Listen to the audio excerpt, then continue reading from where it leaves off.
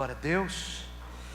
Gálatas capítulo de número 6, verso 1, a palavra do Senhor diz: meus irmãos, se alguém for apanhado em alguma falta, vocês que são espirituais devem ajudar essa pessoa a se corrigir, mas façam isso com humildade e tenham cuidado para que vocês não sejam tentados também.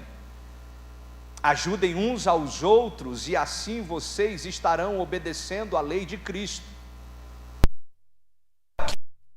Que é importante, quando de fato não é, está enganando a si mesmo.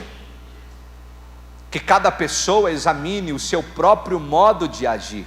Se ele for bom, então a pessoa pode se orgulhar do que fez, sem precisar comparar o seu modo de agir com o dos outros. Porque cada pessoa deve carregar a sua própria carga. A pessoa que está aprendendo o Evangelho de Cristo deve repartir todas as suas coisas boas com quem a estiver ensinando. Não se enganem, ninguém zomba de Deus. O que uma pessoa plantar, é isso mesmo que ela colherá. Se plantar no terreno da sua natureza humana, desse terreno colherá a morte. Porém, se plantar no terreno do Espírito de Deus, desse terreno colherá a vida eterna. Amém. Feche os seus olhos por um instante. Senhor, te damos graças, muito obrigado pela tua palavra. Espírito Santo, fala ao nosso coração, me usa neste lugar como um canal de bênção, para abençoar todo o teu povo e a tua igreja. Nos dá, Senhor, espírito de sabedoria, de conhecimento e revelação do teu Evangelho, no nome de Jesus, amém. Pode tomar o seu lugar, fique à vontade. A carta de Paulo aos Gálatas é uma carta para a eclésia, ou uma carta para a igreja. Paulo escreve aos irmãos da Galácia para falar sobre o poder da graça de Deus. Nós somos salvos pela graça, pela obra redentora de Cristo na cruz. Jesus morreu e ressuscitou, e se pela fé nós acreditarmos nessa verdade, então nós recebemos a salvação para as nossas almas. Se pela fé a gente crer, então seremos salvos. Nessa carta aos Gálatas, Paulo, ele exorta a gente, a igreja do Senhor, a permanecer neste Evangelho, ou no Evangelho de Cristo, e não se apegar à doutrina de homens, porque as muitas doutrinas nos levam à religiosidade. A gente, ao invés de estender a mão, passa a apontar dedos. A religião separa, a religião afasta o homem de Jesus, mas Jesus é aquele que não nos desampara. Jesus é a verdadeira religião.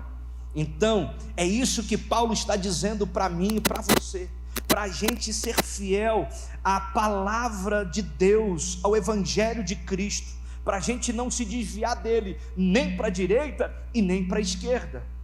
Eu acho interessante também que nessa carta aos Gálatas, o apóstolo Paulo fala sobre uma guerra que está acontecendo entre o Espírito e a carne, entre a vontade de Deus para a nossa vida e a vontade da nossa carne, os desejos do nosso coração. Paulo diz que a guerra será vencida por quem nós alimentarmos mais. Se eu investir mais tempo nas coisas espirituais, se eu entregar o meu coração ao Senhor Jesus, se eu buscar as coisas de Deus, então o Espírito prevalecerá. Agora, se o meu coração estiver inclinado para as coisas naturais e eu continuar alimentando isso, então quem vai prevalecer é a nossa carne. O apóstolo Paulo nos recomenda, ele nos instrui, ele nos impulsiona a andar no Espírito. A vontade de Deus para mim e para você é que a gente venha a ser governado pelo Espírito Santo, é que a gente venha andar no Espírito de Deus, amém? Agora, no texto que nós lemos, nós podemos extrair desse texto muitas lições que vão abençoar poderosamente a nossa vida. Tem algumas lições nesse texto que vale a pena a gente compartilhar, vale a pena a gente conversar nessa noite. E a primeira lição que eu quero tirar do texto é: os filhos mais velhos devem cuidar dos mais novos com humildade. No verso de número 1, você vai perceber o apóstolo Paulo dizendo: meus irmãos, se alguém for apanhado em alguma falta, vocês que são espirituais devem ajudar essa pessoa a se corrigir, mas façam isso com humildade e tenham cuidado para que vocês não sejam tentados também. Ou seja, Paulo está dizendo: não podemos descartar os que falharam, principalmente aqueles que são mais novos na fé. Antes nós precisamos ajudar essas pessoas a se levantarem. Irmão, Deus nos chamou para uma grande obra, e nessa obra ninguém pode ficar para trás. Nesse projeto ninguém pode desistir. Eu e você temos autoridade do Espírito Santo para pegar aqueles que estão em necessidade e dizer: nós vamos juntos, o Senhor nos chamou, nós vamos viver o sobrenatural. A vontade de Deus é que os filhos que estão amadurecidos, os filhos que são mais velhos, os filhos que têm mais conhecimento da palavra, com humildade cuide dos mais novos. Os filhos mais novos têm o dever de ouvir os mais velhos, pois os mais velhos têm a maturidade, a sabedoria, a força que vem do alto para cuidar dos mais novos com humildade. Irmão, a nossa geração precisa urgentemente de filhos mais velhos que estão dispostos. A nossa geração precisa de forma urgente que os filhos mais velhos se levantem. Agora, a grande questão é: será que nós estamos dispostos a isso? Porque há uma grande necessidade. Deus nos chamou para um propósito, só que a gente muitas das vezes tem escolhido as obras da carne. Desejamos aquilo que faz mais bem para nós mesmos. Só que o Evangelho não tem a ver com a gente. O Evangelho não é sobre nós, é sobre Cristo Jesus operando em nós para que um montante seja edificado e abençoado. A nossa geração está perecendo, muitas pessoas estão desviando, abandonando a fé, e outros ainda nem conheceram o Evangelho. Então são dias da igreja se reposicionar, de estarmos alinhados com a vontade de Deus, de nos levantarmos para pregar a palavra aos mais novos. Irmãos, os filhos maduros precisam agir com humildade, precisam estar dispostos a servir os necessitados. Por isso, olha para alguém que está perto de você, veja se é maduro. Se você não saber, pergunta, fala assim: e aí, você é maduro? Não é o maduro da Venezuela, irmão, é outro. Você é maduro de experiência com Deus? Você está pronto para a obra? Diga para ele assim: Deus conta com a gente, Deus conta conosco. Sabe, irmãos, Deus conta com filhos que estão maduros para cuidar dos filhos mais novos, cuidar com humildade. Sabe, filhos que não andam em orgulho e nem na arrogância, filhos que têm um coração simples, são carregados de temor e que ensinem um caminho, como se deve andar nesse caminho. Gente que já trilhou esse caminho e que vai pegar alguém pela mão e vai dizer: não vai por aí, eu já passei por aí, me arrebentei todo, eu quero te ajudar, vem aqui. Gente que está disposto a se levantar para cumprir um propósito maior. É como um pai que ensina o filho a dar os primeiros passos. Nós precisamos ajudar os mais necessitados a se levantarem na fé e ensiná-los a andar nas causas de Cristo. A gente muitas das vezes tem ensinado sobre Cristo, mas tem ensinado acerca das mãos de Jesus. Ei, Jesus não só tinha as mãos, mas também tinha pés. A gente tem ensinado uma geração buscar Jesus pelos milagres que ele fazia, pelos milagres e pelas respostas que ele podia dar através das suas mãos. Mas eu quero declarar que os filhos maduros vão pegar os mais moços pelas mãos e vão falar: nós não queremos as mãos, nós queremos os pés. O nosso tempo chegou para adoração. Eis que é chegada a hora em que os adoradores adorarão em espírito e em verdade. Esse é o nosso tempo, igreja. Essa é a nossa hora. Esse é o nosso momento. Vamos nos lançar aos pés de Jesus. Como um pai que ensina o seu filho a dar os primeiros passos, nós vamos ajudar os mais necessitados. Por quê, pastor? Porque existe uma chamada sobre cada um de nós. Fomos chamados para ajudar com humildade a quem precisa. Eu acho lindo porque o apóstolo Paulo escreve a Tito, capítulo 2, verso 2, ele diz assim: ensine os mais velhos a serem moderados, sérios, prudentes e firmes na fé, no amor e na perseverança. O que Paulo está dizendo é: existe uma geração que está perdida, por isso se levanta para ensinar. Ensine-os a serem moderados. A nossa geração, a geração vindoura, ela tem uma intensidade forte, irmão. As pessoas, na sua grande maioria, têm sido 8 ou 80. Sou de Jesus ou não sou de Jesus? Quero Jesus ou não quero Jesus? E muito mais do que isso, em outras situações e circunstâncias, não tem moderação alguma. E o apóstolo Paulo está dizendo: ensine a serem moderados, a serem sérios. A gente precisa voltar àquele lugar de seriedade. Um ambiente eclesiástico, nós precisamos voltar à seriedade. Ler a palavra não é ler um livro normal. Nós precisamos orar e falar: Senhor, traz a revelação do teu evangelho ao meu coração. Irmão, eu não estou lendo um livro de autoajuda, eu estou lendo a palavra de Deus. Eu preciso ter temor a ela. Sabe, nós precisamos voltar a ser sério. Antigamente, em algum tempo atrás, eu não sei se você viveu esse tempo, preste atenção aqui. A gente ia nas casas, ou pessoas vinham na nossa casa, aí o almoço era servido, os mais velhos sentavam à mesa, as crianças que não tinham espaço na mesa sentavam onde? No chão. Pegava um copo de refrigerante, enchia ele, quando tinha refri, e a palavra ela, quinhão. Se tomou tudo, acabou. As coisas eram mais firmes, mais sérias. Agora os valores estão invertidos. Criança senta na mesa, faz o que quer, come, não come, bebe, não bebe, 1, 2, 10, 50 vezes.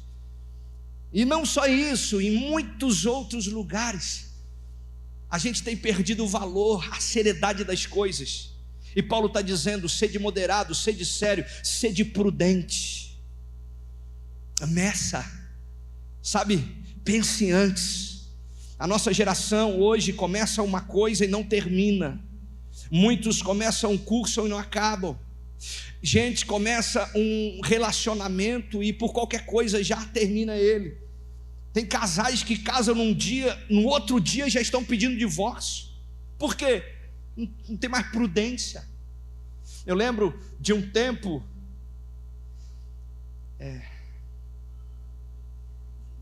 eu estou me denunciando. Mas tem bastante gente aqui de cabelinho branco que eu estou vendo também. Eu lembro de quando eu era bem pequeno. A minha irmã, ela casou muito cedo. E depois de casar, meses depois, ela queria voltar para casa. A minha mãe falou assim: não, você não queria casar? Não, mas mãe, eu achei que o casamento...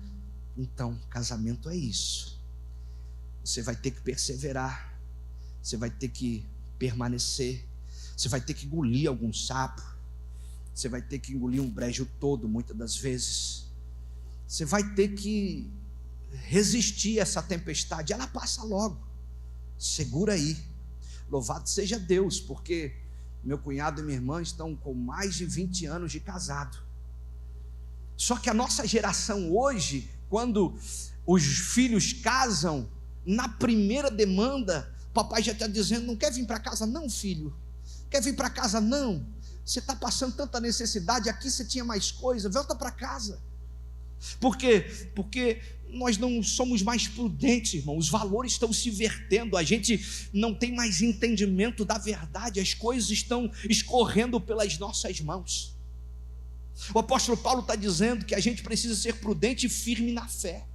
Ou seja, no meio das tempestades da vida, das tribulações da vida, nós precisamos perseverar, permanecer na fé. Que negócio é esse? O camarada está na igreja, vem um problema, o cara já, não quero mais saber de Deus, Deus não me ouve, Deus não me ajuda, vou embora. Isso é coisa de menino. Paulo está dizendo: é necessário ser firme na fé. Quando passares pelas águas, não vais te afogar. Quando passares pelo fogo, não vais te queimar. Ou seja, você vai passar. Porque a gente acha que o evangelho, a gente romantiza o evangelho, achando que chegando na igreja acabou os nossos problemas.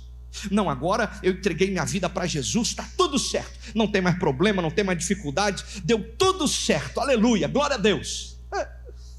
Bobinho. É aí que começa a tribulação, irmão. É aí que começam as dificuldades da vida.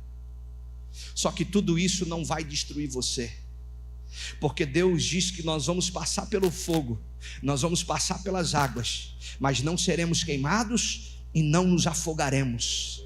O Senhor está conosco, Ele nos sustenta, Ele nos guarda, Ele nos ajuda, Ele nos favorece, Ele nos abençoa, Ele nos edifica. Cada tribulação, cada problema, cada situação que a gente está vivendo está trazendo perseverança, está nos ajudando a crescer, está nos ajudando a romper, está nos ajudando a amadurecer. Paulo está dizendo que eu e você precisamos ensinar as pessoas a serem moderadas, sérias, prudentes, firmes na fé, no amor e na perseverança. Então nós precisamos compreender que existe uma chamada de Deus para a nossa vida. Os filhos mais velhos, os filhos que já passaram por algumas situações, os filhos que já foram provados, os filhos que estão de pé, devem pegar os mais novos e cuidar com humildade. Com humildade. Agora, segunda lição que nós extraímos é: quem ajuda cumpre uma ordem de Deus. Quem ajuda cumpre uma ordem de Deus. Pastor, onde é que você está vendo isso? Na Bíblia, verso 2: ajudem uns aos outros, e assim vocês estarão obedecendo a lei de Cristo. Olha que interessante, o texto está dizendo que eu e você, quando ajudamos os necessitados, nós estamos cumprindo, obedecendo a lei de Cristo. Quem ajuda não só coopera com o próximo, mas cumpre um mandamento. Diga bem forte: ajudar o necessitado é cumprir uma ordem de Deus. Irmão, todos nós fomos chamados por Deus para fazer a diferença na vida de alguém. Todos nós temos essa chamada. Fomos eleitos por Deus, escolhidos por Deus, separados por Deus. Para quê? Para fazer a diferença na vida de alguém, ajudar quem precisa. E essa ajuda não é uma tarefa somente do pastor da igreja. Essa ajuda não é somente uma tarefa da liderança ou dos obreiros da igreja. Ajudar o próximo é uma chamada, é uma tarefa de toda igreja, é um dever nosso, irmãos. Porque eu não posso fazer muita coisa sozinho. Por mais que eu me gaste e me desgaste eu não vou conseguir ajudar todo mundo. Os nossos pastores e líderes, juntos comigo, conseguem fazer alguma coisa boa. A gente junto consegue ajudar um maior grupo de pessoas. Só que ainda assim, nós não vamos conseguir ajudar todos. Então, a chamada para contribuir e cooperar na vida dos outros não é somente do pastor e nem dos líderes, mas de toda a igreja. É um dever da igreja de Jesus. São os filhos mais velhos cuidando dos mais novos, os mais fortes dos mais fracos, os homens que têm mais condições cuidando dos mais necessitados. Agora, entenda uma coisa: não é sobre dar o peixe, é sobre ser um pai que ensina a pescar. Porque muitas das vezes a gente tem condição de dar, e a gente quer se livrar das situações. Alguém me procura, tô aqui, pega aí. Porque a gente quer dar o peixe, só que Deus nos chama a ensinar a pescar. Deus nos chama a pegar os mais novos pelas mãos e falar: eu vou te ajudar, você vai crescer, você vai fortalecer, você vai romper, eu vou cooperar com o teu crescimento. Não é simplesmente dar o peixe, mas é ensinar a pessoa a pescar, irmão. É estar junto, é estar perto, é treinar o filho mais novo para ele decolar com o seu próprio avião. Agora, o grande erro é que muitos não querem ver os outros decolando com o seu próprio avião. Ela quer ver o outro decolando, mas no avião dela. Por quê? Porque no avião dela, ela decola quando ela quer, e ela nunca vai passar por ela. Nós temos que compreender que a nossa chamada é impulsionar, é ajudar, é declarar a palavra de vida, de tal forma que essa pessoa se torne muito semelhante com Cristo, e que ela aprenda a voar com o seu próprio avião, que ela aprenda a decolar com o seu próprio avião.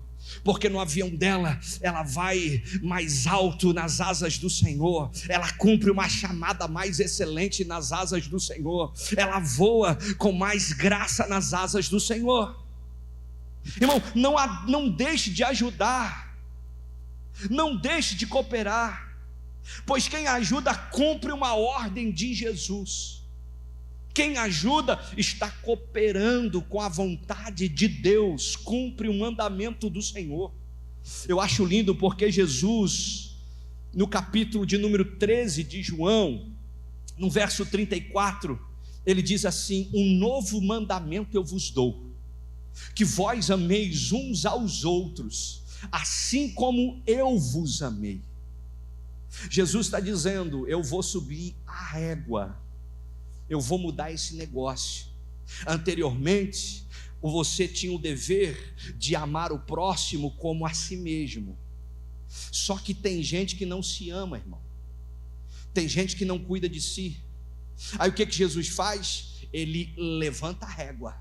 Ele diz: agora tem um novo mandamento, existe uma nova ordem. Qual? Que vós ameis uns aos outros como eu vos amei, diz o Senhor. Como que Jesus nos amou, irmão? Jesus nos amou se entregando por nós. Jesus nos amou morrendo na cruz em nosso lugar. Como que eu vou amar o próximo? Entregando a minha vida para a glória de Deus e servindo essas pessoas, fazendo o meu melhor para cooperar, dando tempo a esse crescimento no indivíduo de cada um, em nome de Jesus. Agora, muitas das vezes a gente dá o que sobra. Não, se sobrar eu faço, se der eu ajudo. E Jesus está dizendo: ei, a régua está lá em cima e você não está percebendo. A régua está alta e você está deixando escapar a minha chamada pelas mãos. Eu te chamei para algo melhor, para algo maior, para algo mais excelente do que você pode imaginar. Você está pensando em recursos, você está pensando em negócios, você está pensando em grandes construções. Isso tudo é maravilhoso, pense nisso mesmo, mas não esqueça que tem algo melhor, maior e mais extraordinário. Gente vale mais do que coisa, gente vale mais. As coisas a gente paga, o dinheiro compra. Gente, o dinheiro não paga, o dinheiro não compra. Então, ao invés de investir em coisas, invista em pessoas. Porque Deus nos chamou para ser um canal de bênção na vida de cada um. Olha para quem está do seu lado e fala assim: eu estou sentindo que você vai investir no meu jantar hoje. Aleluia, glória a Deus. Estou todo arrepiado aqui, irmão. Eu estou sentindo que vai ter gente abençoando um ao outro nessa noite. Diga assim: lá fora tem pãozinho com linguiça. Aleluia, glória a Deus. Gente, nós precisamos compreender uma grande realidade. Porque quando a gente começa a cooperar na vida das pessoas, quando a gente começa a ajudar o próximo, as pessoas começam a elogiar a gente. É assim ou não? Poxa, eu servi, eu cooperei, eu ajudei. Alguém agradece, alguém libera uma palavra de gratidão. E a gente precisa, em terceiro lugar das lições que a gente está aprendendo hoje aqui, nós precisamos tomar cuidado para não nos tornarmos soberbo. Diga bem forte: eu preciso tomar cuidado para não me tornar soberbo.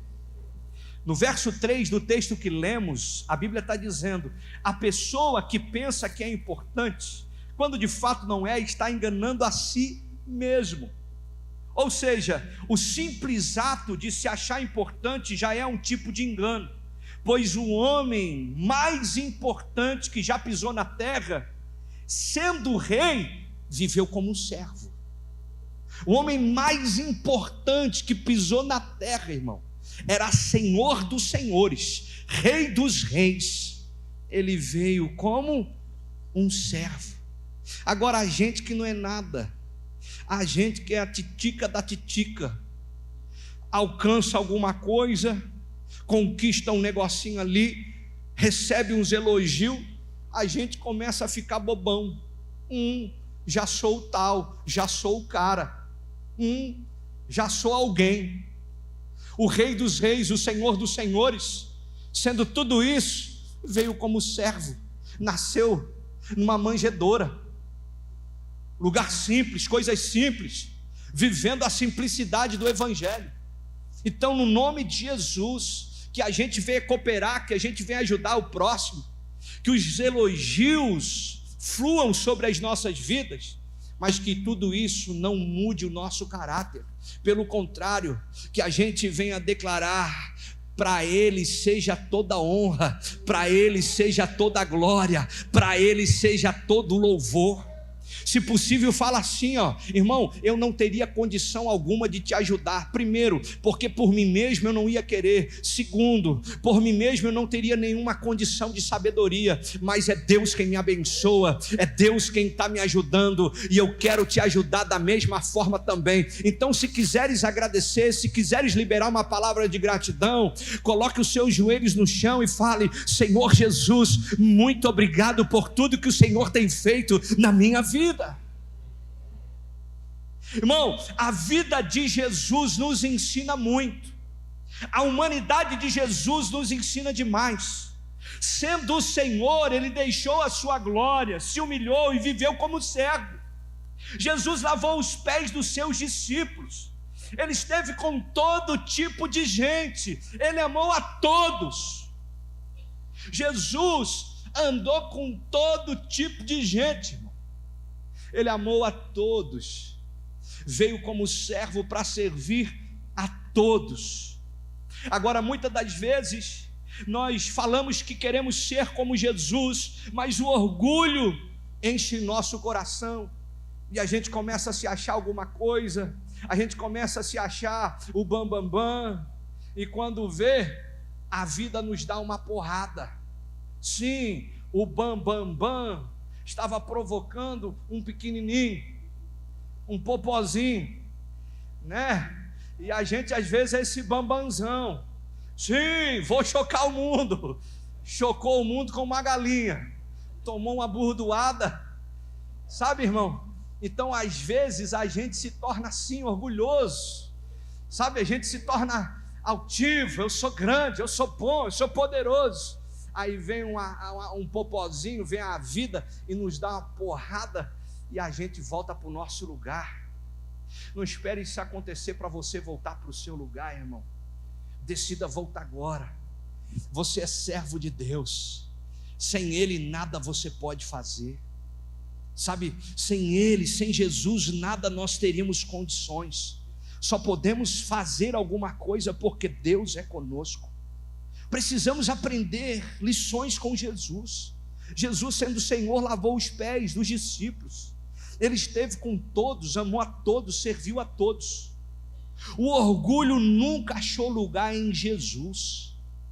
Nunca achou uma brecha em Jesus para entrar. A soberba nunca encontrou em Jesus um lugar para estar. É por isso que Jesus é o nosso grande modelo. Diga bem forte: Jesus é o meu grande modelo. Jesus é o nosso modelo singular. Ter pessoas para inspiração é importante. Se inspirar em alguém é legal, mas ninguém é como Jesus, irmão. Por isso eu quero que você olhe para Ele como nunca antes. Por isso eu quero que você veja as obras dele e medite em tudo isso como nunca antes. Porque Jesus é o nosso modelo singular. Claro, podemos ter pessoas para inspiração, claro que podemos. O próprio apóstolo Paulo disse: sede meus imitadores, assim como eu sou de Cristo. Só que nós temos um modelo singular que é Jesus. Por mais que existem muitas pessoas boas para a gente olhar, mas não perca os olhos de Cristo, porque apesar das pessoas serem boas, elas podem falhar. Jesus jamais falhará com você. Pessoas falham, Jesus nunca erra. Então esse modelo singular e perfeito é o que eu e você precisamos seguir. Que modelo, pastor? O modelo de Jesus. Então, olhe para você, irmão, olhe para dentro de você. O apóstolo Paulo instrui essa verdade. No verso de número 4 do texto que nós lemos, Paulo está dizendo: cada pessoa examine o seu próprio modo de agir. Faça você hoje, faça nos próximos dias, sabe, uma análise sobre quem você está se tornando. Nós precisamos nos examinar em quem nós estamos nos tornando.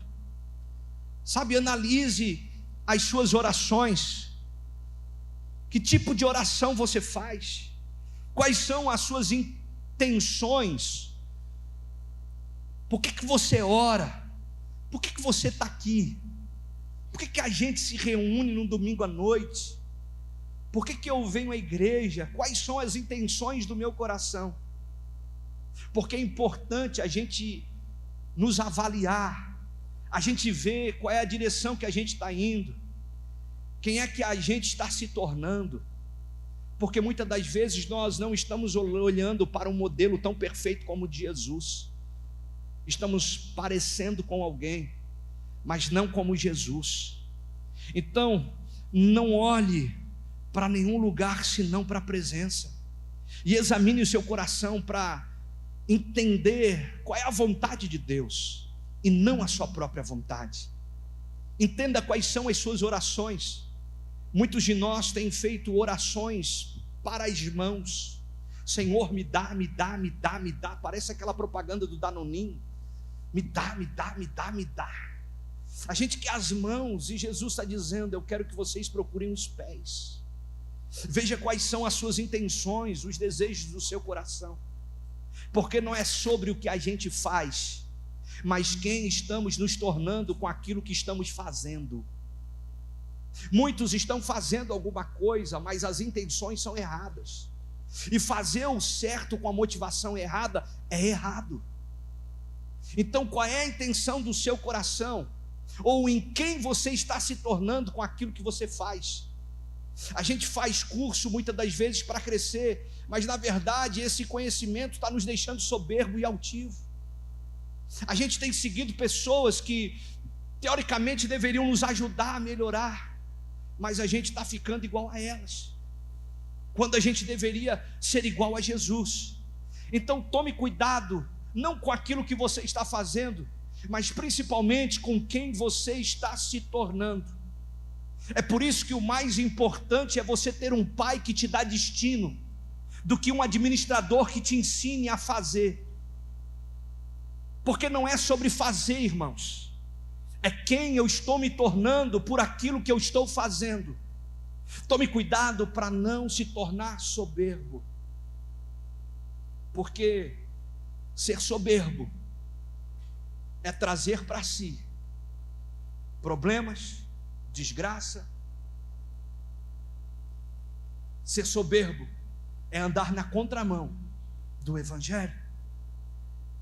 Mateus capítulo de número 23, verso 12, Jesus diz assim: pois todo aquele que a si mesmo se exaltar será humilhado, e todo aquele que a si mesmo se humilhar será exaltado.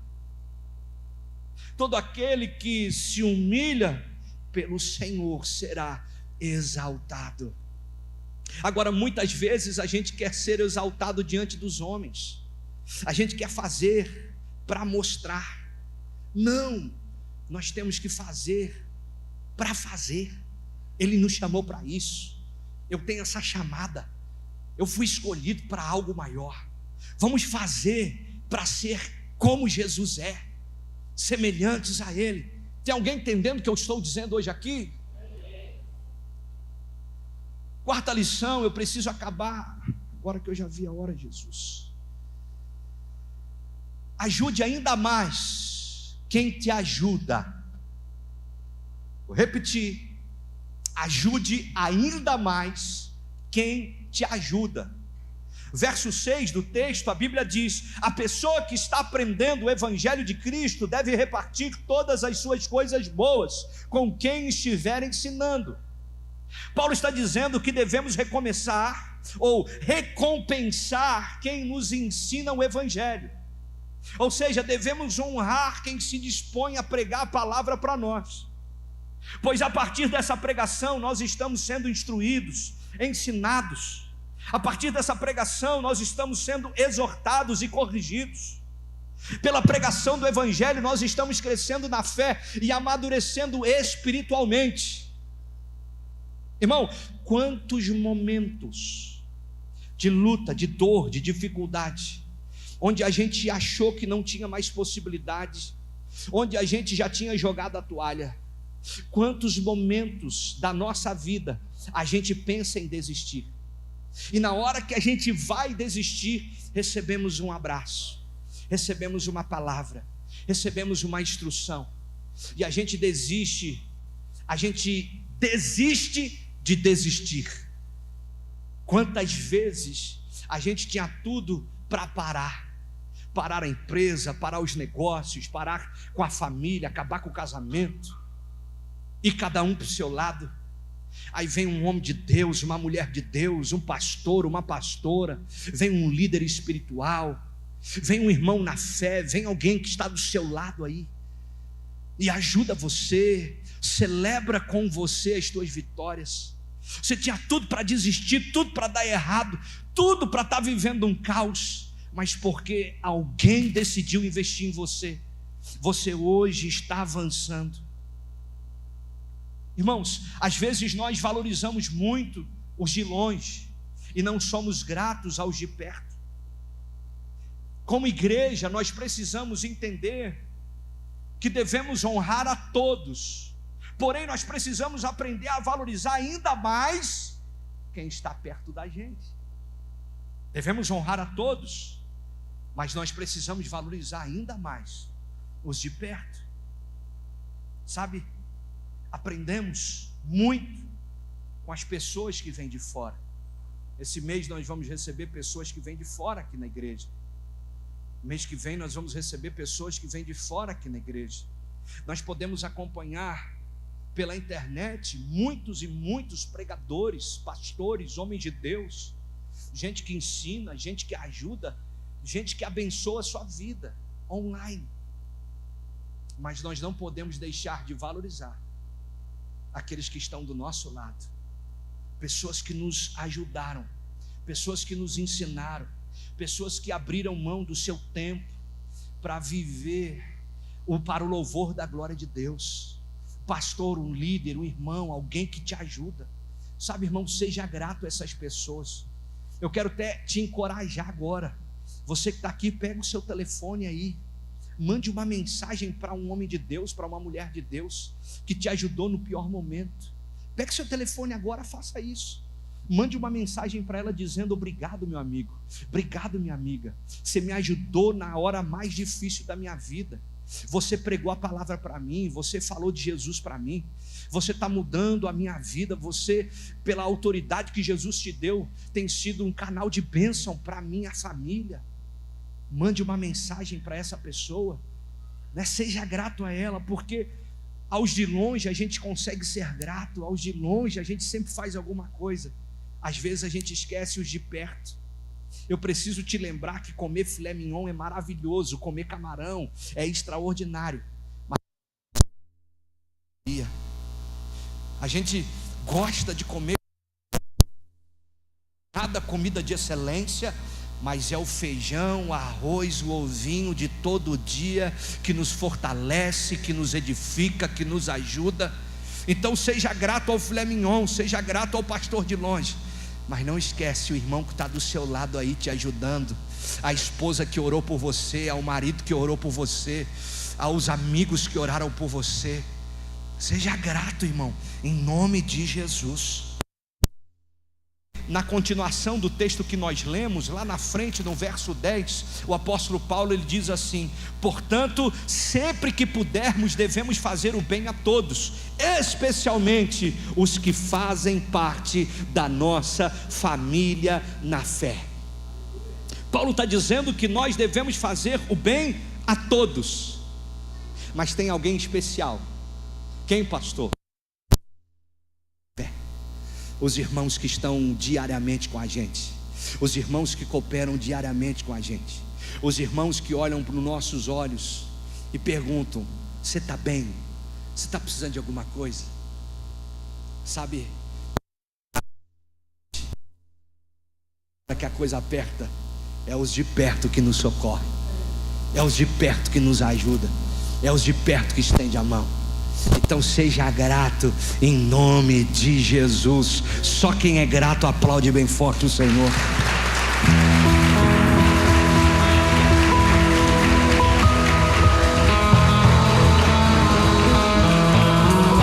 Quinto lugar para terminar, eu quero declarar profeticamente isso na sua vida: as colheitas são inevitáveis.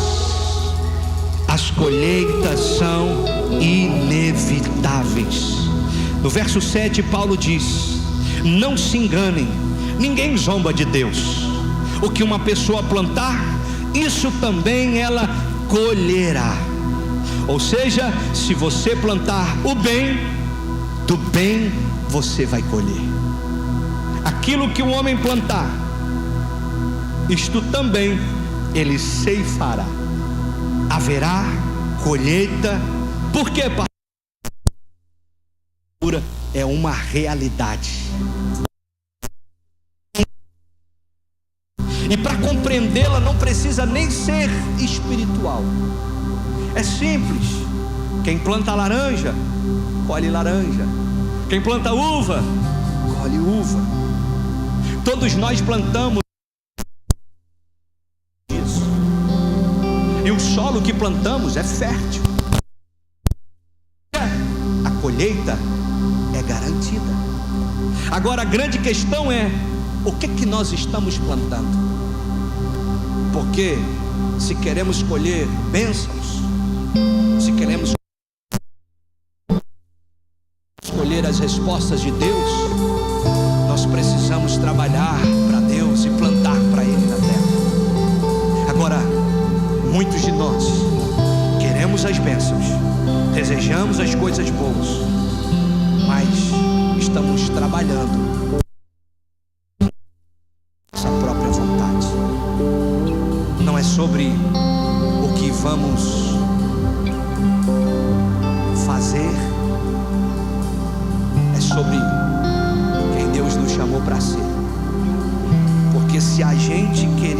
fazer sem ser, uma hora a gente para de fazer, porque fazer cansa, não é fácil. Por isso nós precisamos nos preocupar com o ser. A nossa geração tem se preocupado em ter. Vou ter isso, vou ter aquilo.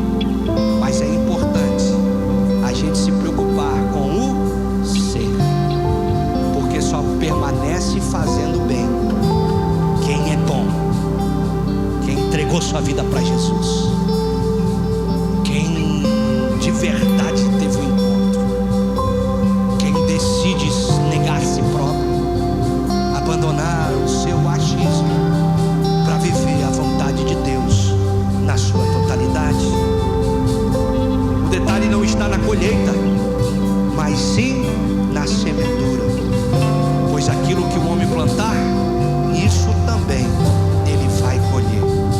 E eu preciso te falar que essas colheitas são inevitáveis. Por isso, plante para colheitas eternas. Vou repetir: as colheitas são inevitáveis. Plante para ter colheitas eternas. Verso 8 do texto, a Bíblia diz: se plantar no terreno da sua natureza humana, desse terreno você colherá morte. Porém, se plantar no terreno do Espírito de Deus, desse terreno você colherá vida eterna. Se plantarmos nas coisas da terra, vamos colher morte, porque tudo vai passar. Por mais dinheiro que eu tenha, por mais recurso que eu tenha, por mais que a minha casa seja excelente, o meu carro seja maravilhoso, eu não vou levar nada disso para o céu. Quando eu planto na terra, eu estou plantando para a morte. Mas quando eu planto em pessoas, eu estou plantando para a eternidade.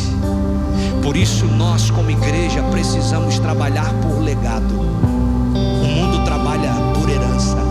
Eu preciso ter muito para deixar herança para os meus filhos. Herança é aquilo que a gente deixa para alguém.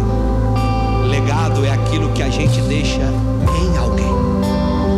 Eu não trabalho por herança, eu escolhi trabalhar por legado.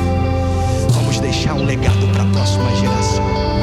Vamos nos gastar, vamos fazer, vamos trabalhar para que vidas sejam edificadas. Eu não estou juntando tesouros na terra, eu escolhi juntar tesouros no céu. Eu decidi juntar tesouros no céu. Por quê? Porque na terra o tesouro, a traça, a ferrugem, tudo consome. Os ladrões minam e roubam, mas os tesouros do céu, a traça nem a ferrugem consome, nem os ladrões não minam e nem roubam. Portanto, onde estiver o seu coração, onde estiver o seu coração, ali também estará o vosso tesouro. Vamos trabalhar juntos. Deus nos chama por algo maior. Deus nos chama para cooperar. Vamos juntos marcar essa cidade. Vamos juntos marcar o Vale Europeu. Vamos juntos marcar Santa Catarina. Vamos juntos marcar a nossa nação. Vamos juntos até os confins da terra, investindo em gente, abençoando pessoas, para que vidas sejam edificadas. Nós não investimos em coisas